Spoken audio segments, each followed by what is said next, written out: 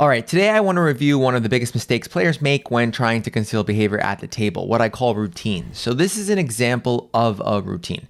This player will always keep his hand over his face after executing a decision. You see players do different variations of this, and it's something players always do incorrectly. So what's wrong with this type of concealment? A lot of things. So first, understand that the amount of energy that you divert towards your concealment at the table should be proportionate to how much players are paying attention. I sometimes see players, act super robotic at a 1-2 game where nobody is paying any attention to your behavior, let alone trying to get reads. It takes effort to conceal your behavior, and you want to save that effort if it's not necessary, which is really in most games. Second, when you create a routine in your behavior, you make yourself a target because it's easier to spot and identify shifts or changes in that routine.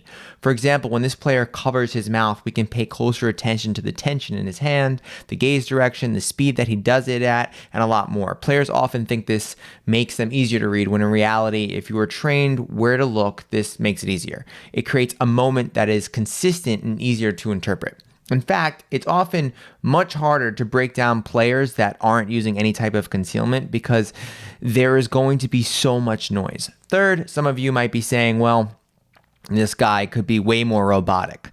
Telling someone to be robotic to reduce tells is really just bad advice. It sounds good, but the problem is application. It takes a lot of practice and focus to actually bet the same way, check your cards the same way, etc.